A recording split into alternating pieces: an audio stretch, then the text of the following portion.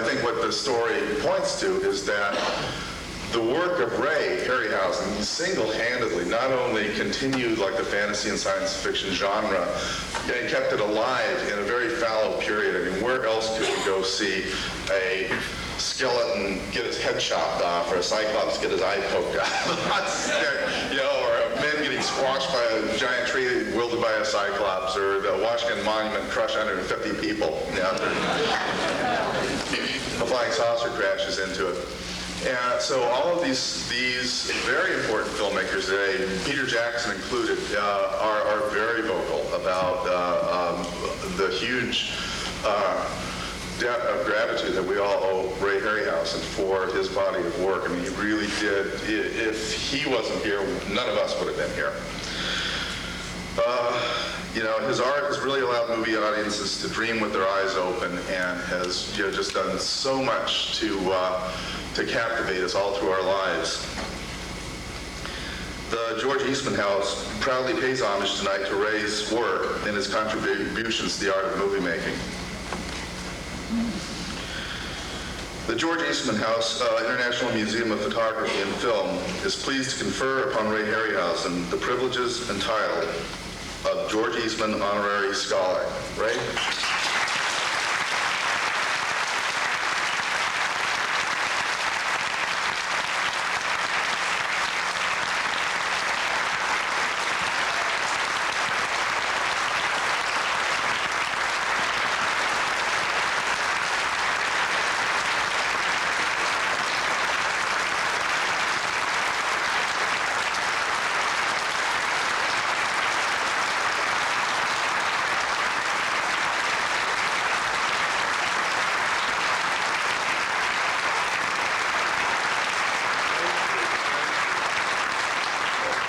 I never dreamt when I started out in my garage some years ago that it would end up like this.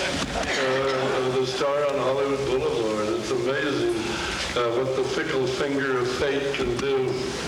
I know when I saw King Kong at the age of 13, I haven't been the same since. So the snowball keeps rolling, and now Phil says that the same thing happened to one of our pictures when he saw the Seventh Voyage. So Lord knows what's going to happen after we see all these wonderful things that CGI can do. Although I've never believed that CGI is the be-all and buy-all, I think it can be combined with stop motion. Stop motion is not dead, no matter who tells you it is.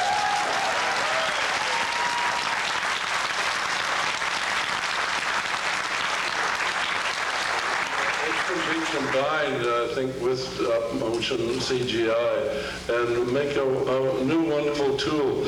I don't know what the next step is, possibly holograms, but then you'll have lions in your living room, and Ray Bradbury's story, I think, had one of them devour one of the people who are watching it, a hologram. So we don't know what's in store for us in the future. But I guess if it wasn't meant to be, it wouldn't have happened. That's the way I look at it. But I want to thank George Eastman people for giving me this honor. I know in the early days on my fairy tales, I used Eastman Kodachrome, and it was outdated. It was 6 months outdated, and it was still good. I shot all the fairy tales on it, so I have a great spot in my heart for Kodachrome and the early experimental films I did, which I always call my teething rings. So thank you again. Thank Ted.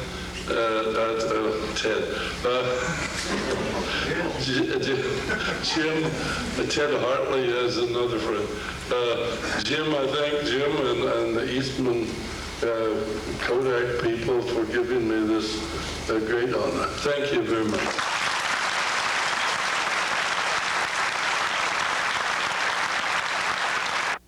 A few questions.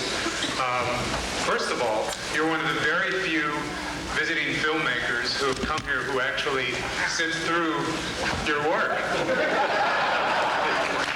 You've sat through both programs we showed today, and I'm really pleased to see that. But some filmmakers say that when they see their older films, it makes them cringe. It makes them want to do things differently. Is there anything that you would change about Jason if you could do it over again, or maybe spruce it up? Oh, there's always things, yeah.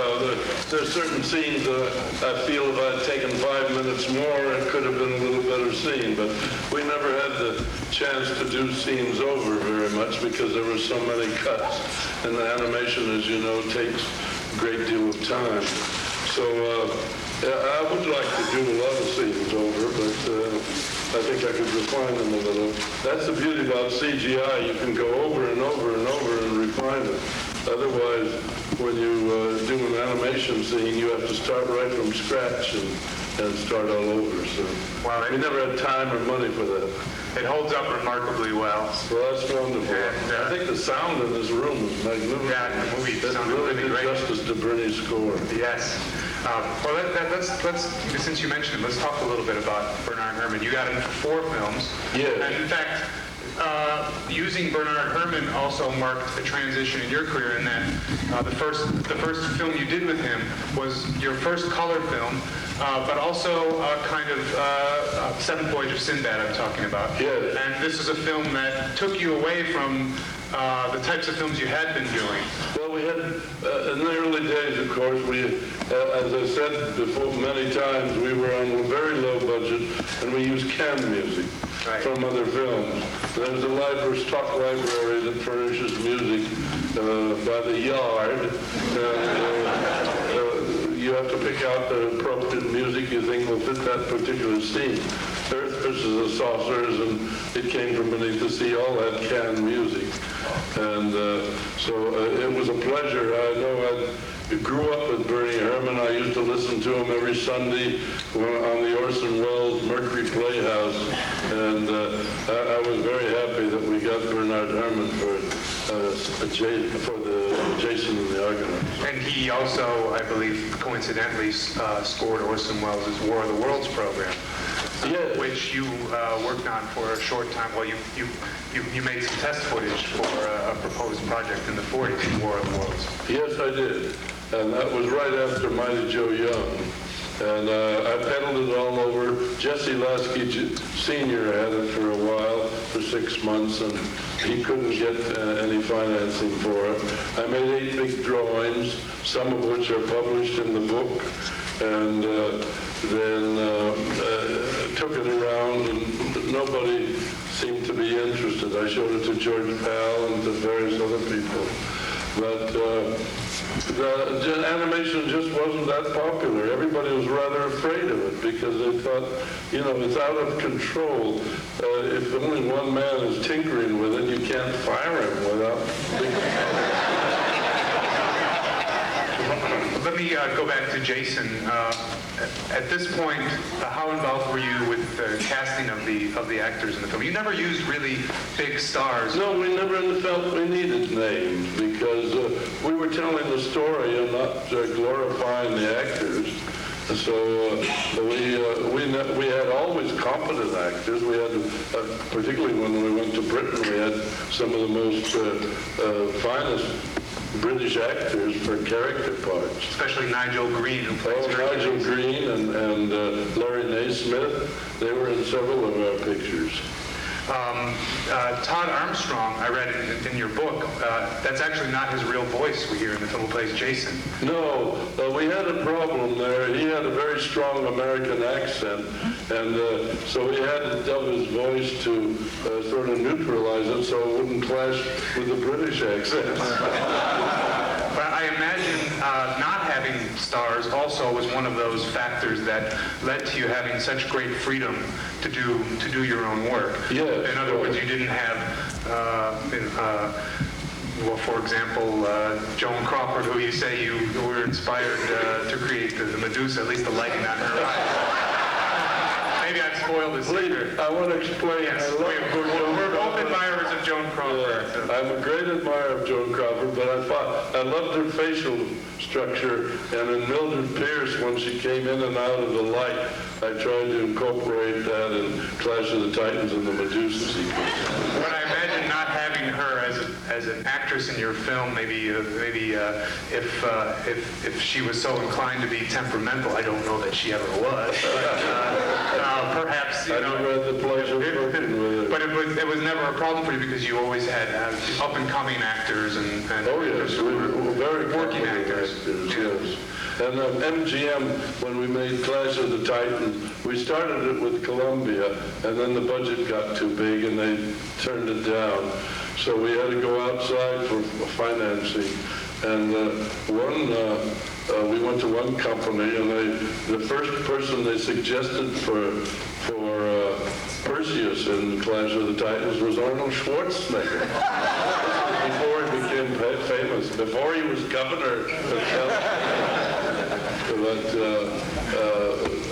I don't think Arnold Schwarzenegger would have been right for it because it wasn't, the Clash of the Titans wasn't one of those Steve Reeve muscle man pictures. And it was also before Conan and the Terminator, so he wasn't a big name. No, he wasn't a big name at that time. But in Clash of the Titans, you have maybe, was it because of the larger budget that you have some more recognizable Yes, actors like most of the Olivier? money went to the actors. Yeah.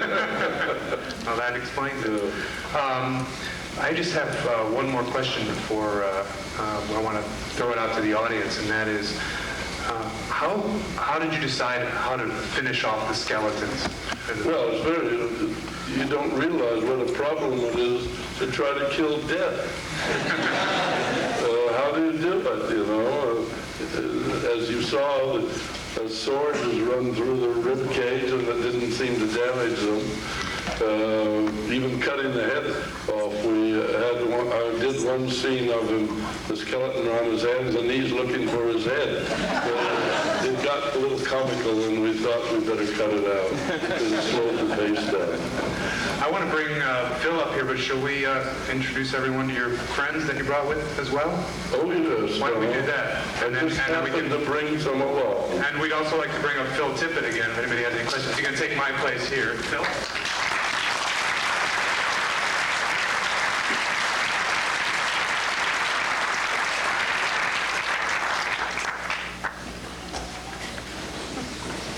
Thank you. Phil, while we're waiting, do you want to tell us a little bit about Starship Troopers 2? Yeah. While Ray is unwrapping his friends here, keep you on the edge of your seat. Yeah, I just directed Starship Troopers 2, sequel to Paul Verhoeven's picture, and that was a $140 million failure at the box office.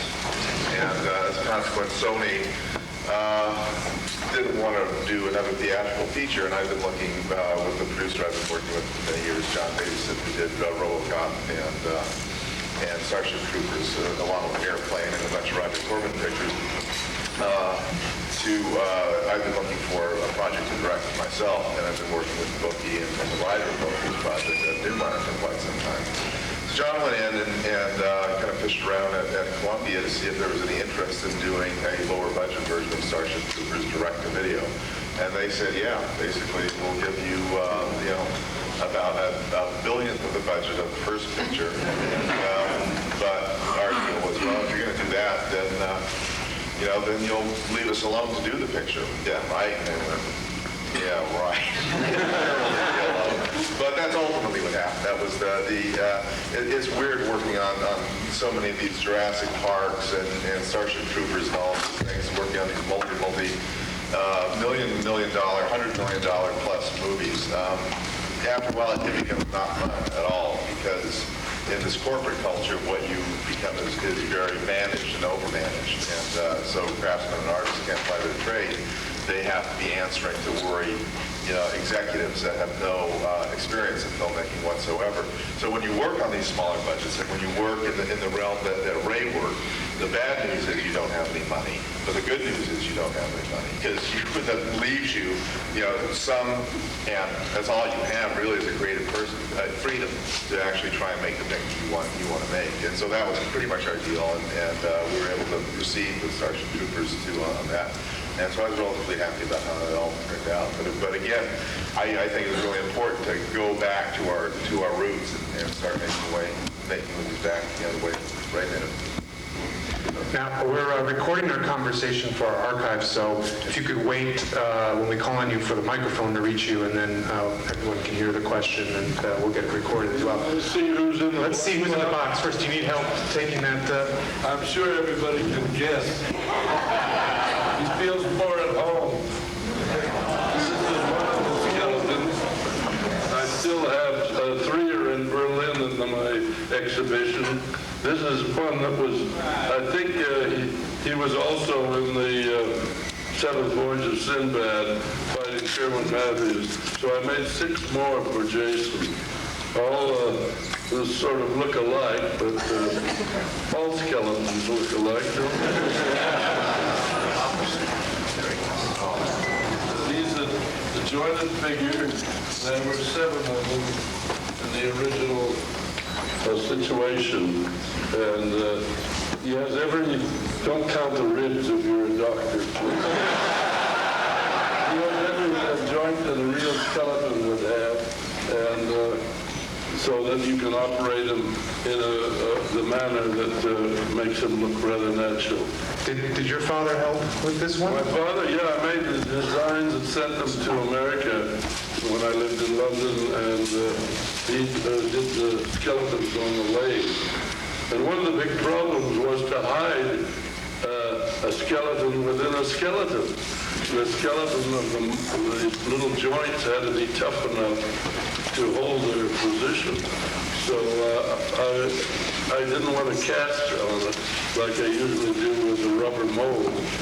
So I built up the bone structure right directly on the metal skeleton to make it look like bone structure.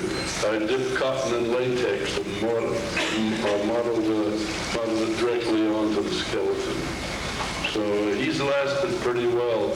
Most of the other characters have all deteriorated, unfortunately, like we all do occasionally. Any questions out there? We have somebody right there. Yes. Well, I got a question for Mr. Ray Harryhausen. How come they never made a sequel to Jason and the Argonauts? That's a good question. Well, when Jason came out, unfortunately, it was at the tail end of all those Steve Reeve pictures that were made in Italy that were dubbed. And Jason didn't do that great at the box office, not as much as we'd hoped. So that was one of the reasons. And the second reason, when we tried to analyze the basic idea of Medea in the further adventures of Jason, it was pretty grim and gruesome. Medea chopped up, she got jealous of Jason going off with other women, and she chopped up the children and threw their arms and legs out of a caravan, and that wouldn't be very attractive. Maybe today it would be good. At the time we thought we'd get nothing but extras, so when the picture was made. But it wasn't a very pleasant story to produce, so we never pursued that. Yeah, hi. I was wondering what you thought of modern efforts at your crafts, such as Chicken Run. Well, that's a different type of picture. They use the same principle of stop motion, but it's a stylized puppet film. And the type of films we made were not, we tried to disguise the fact that they're puppets. Like Mighty Joe was a gorilla that was a character right throughout the picture. Where Chicken Run is a wonderful puppet film, and I'm glad it's bringing back the desire to see more puppet films. So Hardman is doing a great job in helping to revive stop motion. But it's a different type of picture. You take a different approach to a stylized, obvious puppet film to the type of film we made.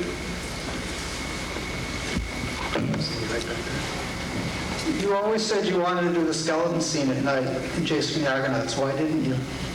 Well, for one thing, we thought it might, when the picture, Seventh Voyage, was released in England, Charles and I, when we first came over, we went to see a replay of it at a little theater, and the skeleton sequence was completely cut out because the censors thought it was frightening children. You know, my God, what they see today would frighten the devil himself.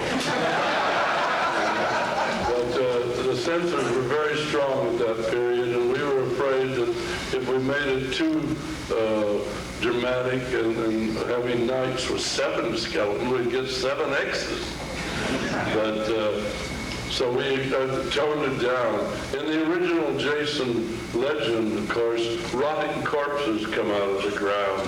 But that wouldn't have been very appropriate at the time. It would have gotten X's as well. But today, the rotting corpses seem very popular. Is there anybody up in the balcony? Yes. Yeah, Mr. Harryhausen, I was amazed to learn that you actually did the animation yourself. And in terms of like watching the skeleton scene, how long did that take you to do? I imagine it would take like a team of animators a long time to get that done. I can't imagine how you would do that yourself. No, I did it all by myself, I assure you. The skeleton sequence, it took 4 months out of my life, but I buttered my bread and I had to lie on it, you know. I thought 7 skeletons would be quite interesting to do, but I hesitated when I really got into it. It took so long. And of course, the accountants get a little upset. They see only 13 frames a day, less than a second. But a lot of it was responsible for the time it took for synchronization. It had to have split timing. When a sword came down from the actors, there had to be a skeleton to meet it. So every frame had to be analyzed, and you had a plan to get skeleton 1 over to the left or right in a time to stop the sword of actor number 3. So it did take time to work that all out. And it took 4.5 months to do a 5-minute scene. I try to avoid those things wherever possible. But you know, just to elaborate, you're absolutely right. Nobody could do that today. And nobody could do that then. And it really was, Ray at the height of his powers being able to pull off this amazing feat that is just, I could have never done it. I can't think of any animators that, single-handedly by themselves could have done the Hydra scene with all the heads on that thing and then gone on to, do this huge scene, with I don't know how many cuts. There must have been 80 cuts or, Quite a few cuts, yes. But Medusa had 12 snakes in her hair. And you had to beat the heads and tails, so that was even more of a challenge. Yes, sir. I was at the Ottawa Film Festival a couple years ago when they showed the completion of the tortoise and the hare. And I just want to tell you, you got the biggest cheer of any film that was shown in that film festival. And I'd like to hear a little bit more about that story. About the tortoise and the hare. Yes, well, I started it in 1952. I shot 4 minutes of animation. And then I got involved with feature films, and I never went back to it. So I had this 4 minutes of animation kicking around down in Malibu and in the Palisades, and it wasn't in the most unorthodox situation that the film was still good. So in 1992 or 3, no, year 2000, the 2 young fans saw the 4 minutes I had shot on Richard Schickel's program, and they wrote me and said they'd like to finish the picture. So my hairs pricked up, and they said they'd like to finish it. They work in the garage, And so I loaned them, I still had the puppets, and they were in still good condition after 50 years. So I loaned them the puppets, the tortoise and the hare, and the fox, and loaned them the 16 millimeter camera I originally shot the footage with. And so they finished it. We had to correspond by mail and by telephone, and I reconstructed the script because I'd forgotten how the picture was going to end. And the script must have been lost. I couldn't find it. So I redesigned the sets and sent them pictures and made the rough storyboards, and they completed the film. I think they did a marvelous job. Seamus Walsh and Mark Caballero. It's all in the book. There's somebody else up in the balcony. What strikes me most about the models is not only their anatomical accuracy, but how well the motions work together. Do you spend a lot of time studying the human figure and also motion, aside from actual animation? I didn't quite understand the question. How much effort did you put into, or did you have to put into the actual studying of motion while you were developing a character? Well, it becomes sort of an instinct after a while when you do a lot of it. I used to use a stopwatch, but observation is one thing, and it's very important that you observe people, how they sit. Some sit with their head cocked, some sit with their head straight. And all those things influence you. Pictures you've seen. I saw a Japanese film years ago where a geisha girl had her back to the camera and she slowly looked around. And that all came back to me when I was doing the Talos sequence, which has no relationship to either one. But I thought that would be a good starting point for the Talos sequence, by just having this still statue turn around slowly and look down at the people. And it seemed to work out quite well. So it's observation and experience.